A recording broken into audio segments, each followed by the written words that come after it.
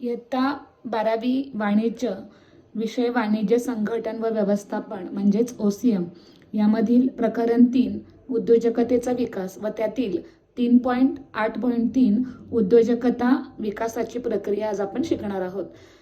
तुम्हाला हे प्रकरण मी वारंवार सांगत आली आहे की 5 मार्काला जरी असलं तरी आपल्यातील उद्योजक हा निर्माण व्हावा, आपण व्यवसायाकडे वाटचाल करावी, नोकरी शोधण्यापेक्षा व्यावसायिक बनून आपण नोकरी देणारे बनावेत यासाठी हे प्रकरण आपल्याला अतिशय मनापासून शिकायचं आहे. आता उद्योजकता विकासाची प्रक्रिया म्हणजे काय की देशाच्या आणि देशातील विविध प्रांतातील आर्थिक विकासात उद्योजक हा एक महत्त्वाचा घटक मानला जातो. आता महत्त्वाचा घटक का मानला जातो ह्याचा आपण शिकणारच आहोत. परंतु कोणत्याही देशाच्या आणि देशातील विविध प्रांतातील आर्थिक विकास हे महत्त्वाचं आहे. कोणत्या देशाची प्रगती आर्थिक विकासावर मोजली जाते आणि आर्थिक विकासात उद्योजक हा एक महत्त्वाचा घटक मानला जातो. रचनात्मक प्रशिक्षण व संस्था उभारणीच्या कार्यक्रमांचे आयोजनातून उद्योजकाचे कौशल्य आणि ज्ञान वाढविणे ही उद्योजकता विकासाची कार्यपद्धती आहे. आता उद्योजक हा महत्त्वाचा का तर उद्योजक हा रोजगार निर्मिती करतो, अनेकांना रोजगार देत असतो, म्हणून तो एक आर्थिक विकासात महत्त्वाचा घटक मानला जातो. आता रचनात्मक प्रशिक्षण म्हणजे अगदी नियोजनात्मक व्यवसायासाठी आवश्यक असणारं प्रशिक्षण, म्हणून रचनात्मक प्रशिक्षण व संस्था उभारणीच्या कार्यक्रमांचे म्हणजे प्रत्येक संघटना उभारण्याची एक शास्त्रशुद्ध कार्यपद्धती असते. यांच्या आयोजनातून उद्योजकांचे कौशल्य आणि ज्ञान म्हणजे उद्योजकाकडे कौशल्य आणि ज्ञान असणे आवश्यक आहे, परंतु ते ज्ञान तंत्रज्ञानाबरोबर बदलणं, वाढणं, त्यामध्ये प्रगती होणं हे सुद्धा महत्त्वाचं असतं. आणि ही उद्योजकता विकासाची कार्यपद्धती आहे. म्हणजे कौशल्य आणि ज्ञान वाढीकडे उद्योजकता विकासाची प्रक्रिया अवलंबून असते. आता यामध्ये दोन प्रक्रिया आहेत. पहिली प्रक्रिया प्रशिक्षण, ज्याला आपण ट्रेनिंग असे म्हणतो, आणि दुसरी उद्योजकतेच्या विकासाचा कार्यक्रम, याला आपण EDP असे म्हणतो, एंटरप्रेन्योरशिप डेव्हलपमेंट प्रोग्राम असं त्याला म्हटलं जातं. आता आपण पहिल्यांदा प्रशिक्षण बघूया की प्रशिक्षण म्हणजे काय. शिक्षणाबरोबर आपल्याला त्या तंत्रज्ञानाचं प्रशिक्षण सुद्धा असणं आवश्यक आहे. फक्त शैक्षणिक पात्रता असून चालणार नाही, तर त्या शैक्षणिक पात्रतेबरोबर व्यावसायिक पात्रता आणि प्रशिक्षणाचं ज्ञान हे प्रत्येक व्यक्तीकडे असणं आवश्यक आहे. त्यामुळे तुम्ही 12वी नंतर जेव्हा तुम्ही पुढची डिग्री पूर्ण करणार आहात त्याचबरोबर व्यावसायिक शिक्षण आणि प्रशिक्षणाची सुद्धा त्याला जोड द्या, म्हणजे तुमचा बायोडाटा, तुमचा रेझ्युमे हा अतिशय भारदस्त होईल. आता प्रशिक्षणाची प्रस्तावना आपण समजावून घेऊया. पारंपरिक विचारसरणीनुसार उद्योजक हा जन्मावा लागतो. म्हणजे जुन्या पिढीत बुरसटलेल्या आपण म्हणतो ना, पिढी जी अगदी वैचारिक होती, त्यांनी काय सांगितलं की उद्योजक हा जन्मावा लागतो, तो तयार करता येत नाही. परंतु आधुनिक निरीक्षणानुसार उद्योजक जन्माला यावे लागत असले तरी काही शिक्षणाने व प्रशिक्षणाने तयार केले जातात. म्हणजे या 2 विचार प्रवाह दिसून आले. पारंपरिक पद्धती, जुनी विचारसरणी काय म्हणायची की उद्योजक हा जन्मावाच लागतो, तो तयार करता येत नाही, निर्माण करता येत नाही.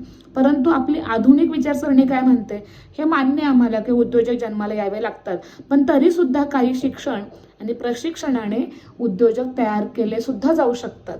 हे आपल्याला इथे अधोरेखित करायचंय. त्यामुळे आज भविष्यातील चांगले उद्योजक तयार करण्यासाठी प्रशिक्षणाची गरज आहे. आता प्रशिक्षणाची का गरज आहे की भविष्य काळातील चांगले उद्योजक तयार करण्यासाठी प्रशिक्षणाची गरज ही नितांत असते. आता व्याख्या पाहू आपण. व्याख्या किंवा अर्थ. प्रशिक्षण ही सूचनांची अशी पद्धतशीर मांडणी असते. सूचनांची पद्धतशीर मांडणी म्हणजेच काय की जी योजलेली, पद्धतशीर, सुसंगत, खात्रीशीर आणि त्याचा प्रभाव मोजण्याचे निरीक्षण करणारी आहे व ती व्यवस्थापकाच्या विकासाची अंतर्गत घटक आहे. आताच हीच आपण व्याख्या किंवा अर्थ आपण एक एक शब्द घेऊन समजावून घेऊया. प्रशिक्षण काय आहे तर सूचनांची पद्धतशीर मांडणी असते. आता सूचना कशा असतात, सूचना क्रमवार असतात. सूचना अशा गुंतागुंतीचे देऊन चालत नाही.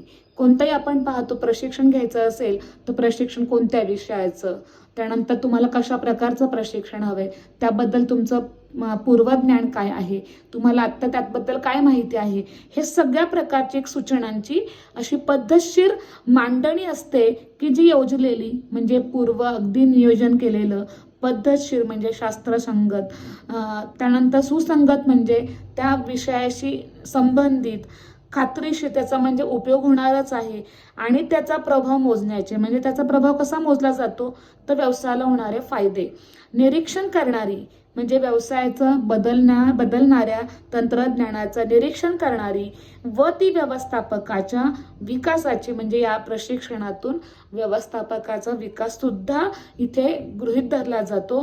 व्यवस्थापकाच्या विकासाची अंतर्गत घटक आहे. म्हणजे प्रशिक्षण हे व्यवसायामध्ये नितांत महत्वाचं आहे, गरजेचं आहे. आता आपण प्रशिक्षणाचे फायदे बघूया. आता तुम्ही म्हणाल की हे 1, 2, 3 आकडे पुस्तकात नाहीत, पुस्तकातलेच मुद्दे आहेत, पण आपल्याला सहज समजेल, लहान लहान त्याची वाक्य केली की आपल्याला ते मुद्दे लगेच समजतात आणि म्हणून प्रत्येक मुद्दा आपण घटकामध्ये समजून घेतो.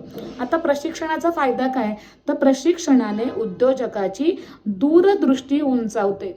दूरदृष्टी उंचावणे म्हणजे वर्तमान काळात भविष्याचा वेध घेणे, याला दूरदृष्टी म्हणतात. दुसरा फायदा, प्रशिक्षणामुळे उद्योजकांना उद्योगातील आणि उद्योगाबाहेरील अनुभवांची अदलाबदल करण्याची सुयोग्य संधी मिळते. आता अनुभवांची अदलाबदल म्हणजे काय, प्रत्येकाचे अनुभव व्यक्तिपरत्वे भिन्न असतात. ग्राहकाचे वेगळे, उत्पादकाचे वेगळे, विक्रेत्याचे वेगळे, जाहिरातदारांचे वेगळे, पुरवठादारांचे वेगळे, असे वेगवेगळे अनुभव आपल्याला एकमेकांशी त्याची शेअरिंग करता येतं, अदलाबदल करता येते आणि प्रशिक्षण हे त्याला अतिशय महत्त्वाचं व्यासपीठ मानलं जातं. तिसरा फायदा, नवीन उद्योजकांना लागणारी कौशल्ये प्रशिक्षणात शिकवली जातात. आता नवीन उद्योजकांना व्यवसायात ते नवीन असतात, मग व्यवसायाला कोणकोणत्या कौशल्यांची आवश्यकता आहे, काय काय आवश्यकता आहे, अशी सर्व नवीन कौशल्ये प्रशिक्षणात शिकवली जातात. चौथा फायदा, प्रशिक्षणात वस्तूंचे विपणन म्हणजे मार्केटिंग, उत्पादनाची पद्धती, ग्राहकांचे शिक्षण यांचे ज्ञान दिले जाते. म्हणजे प्रशिक्षणात फक्त तंत्रांचं ज्ञान न देता उत्पादन झालेल्या वस्तूंची विक्री कशी करायची, उत्पादनाची पद्धती कशी असावी, ग्राहकांचे शिक्षण, असं सर्वांगीण संपूर्ण नियोजन केलेलं, पद्धतशीर मांडणी केलेलं प्रशिक्षण असतं. पाचवा फायदा आपण समजावून घेऊया. उद्योजकाला प्रशिक्षणामुळे नव्याने झालेल्या बदलांची जाणीव होते.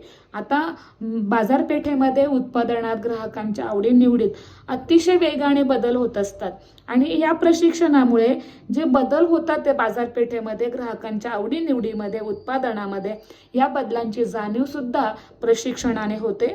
यावरून आपल्याला प्रशिक्षण किती महत्त्वाचं आहे हे आपल्या लक्षात नक्कीच येईल. सहावा फायदा, उत्पादनाच्या प्रक्रियेत कमीत कमी मोडतोड, हे खूप महत्त्वाचं आहे. कमीत कमी मोडतोड, खराब माल आणि टाकाऊ वस्तू कमी करण्यासाठी प्रशिक्षण मदत करते.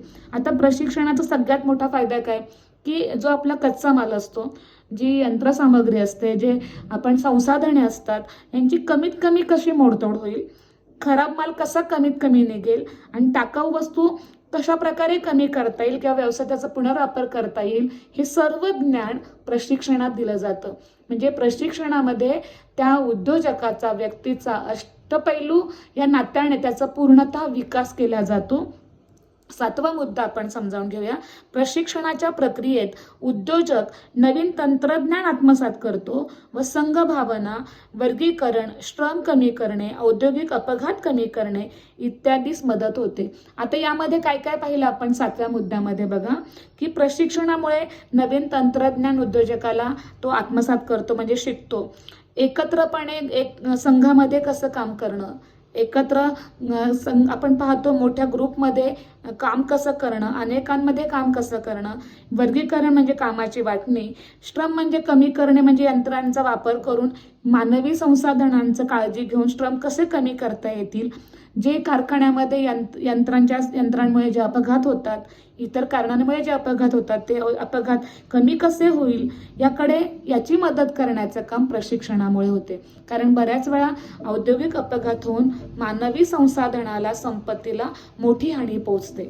म्हणून अपघात कमी करण्याचं सुद्धा प्रशिक्षणामध्ये माहिती दिली जाते. यानंतर प्रशिक्षणाच्या पद्धती, की प्रशिक्षणाच्या पद्धती नेमके किती आणि कोणत्या, तर चर्चासत्राद्वारे प्रशिक्षण दिलं जातं, बैठक म्हणजे सभा किंवा मीटिंगद्वारे प्रशिक्षण दिलं जातं, सामूहिक सूचना म्हणजे अनेकांना एकाच वेळी सूचना देऊन प्रशिक्षण दिलं जातं, वैयक्तिक म्हणजे एकट्याला सूचना देऊन सुद्धा प्रशिक्षणाची सूचना दिली जाते, प्रात्यक्षिक म्हणजे आपण पाहतो प्रॅक्टिकल करून सुद्धा प्रशिक्षण दिलं जातं, आणि व्याख्यान पद्धती, चर्चासत्र म्हणा, सेमिनार म्हणा, याद्वारे सुद्धा प्रशिक्षण दिलं जातं.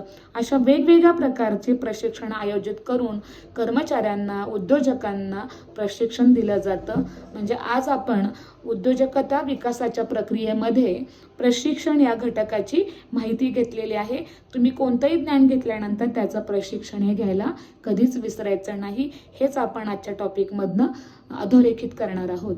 धन्यवाद.